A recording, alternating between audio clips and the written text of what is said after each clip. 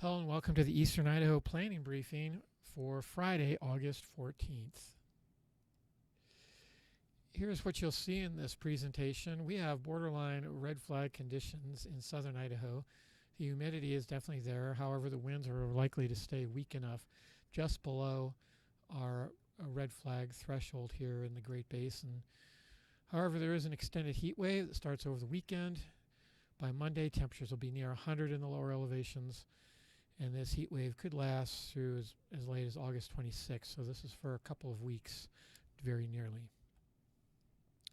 It's a current satellite image. You can see just a widespread area of clear skies, with the exception of some fires down here, and you can see in Southern California that are pretty intense, but otherwise very little in the way of cloudiness. The storm track is well into British Columbia before it starts arcing southward, and then by then it's into Montana, as you can see here. Okay, so really the only thing that's happening besides the temperature warming up is the humidity is very dry. We have a west-northwest wind right over us, which tends to be a dry air.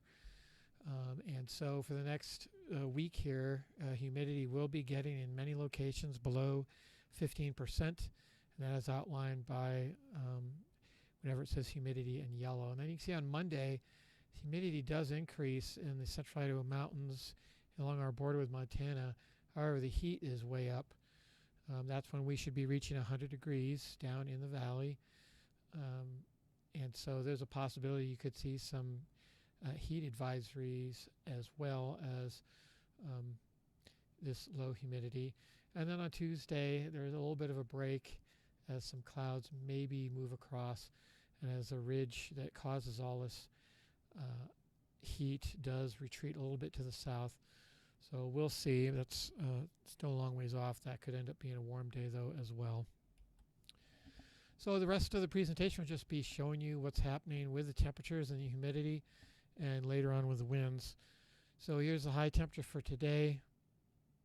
You can see we're still in the middle 80s to around 90, but here on the weekend is when we warm up. We're looking at some middle 90s down in the lower elevations, and middle to upper 90s here on Sunday. And there you see where the 100 degrees are standing out.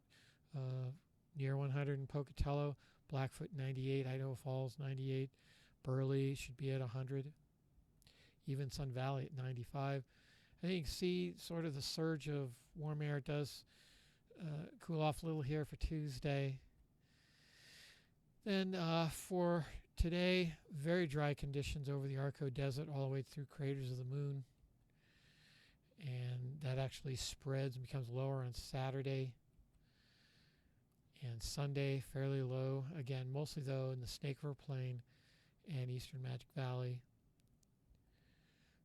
But even in places like Birch Creek Valley, the Lost River Valleys, both of them, the Chalice Basin, Stanley Basin, we're seeing even on Monday and through the weekend that critical minimum relative humidity in the afternoon below 15%.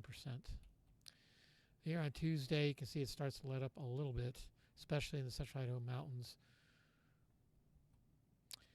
Then for this afternoon, the wind gusts very temporarily should approach 25 to 30 miles an hour, just below, again, criteria for our red flag conditions.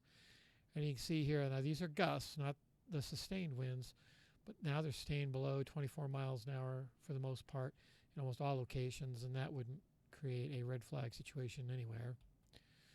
And you can see on Sunday the winds are even weaker, and Monday they sort of bottom out about the same, with gusts to around 20, 21 miles an hour. And the same here on Tuesday. A little bit of an increase over the Arco Desert and Craters of the Moon. So once again, watch out for borderline red flag conditions. So that's mainly due to very low relative humidities, making for drying out fuels, making for still a dangerous fire situation, even if it's not red flag. Then watch for the extended heat wave to start over the weekend, with the peak temperatures on Monday, again near 100 at lower elevations. That's all I have. If you have any further questions, you can contact us at this telephone number here, or check out the weather yourself at weather.gov/Pocatello. Thanks for watching.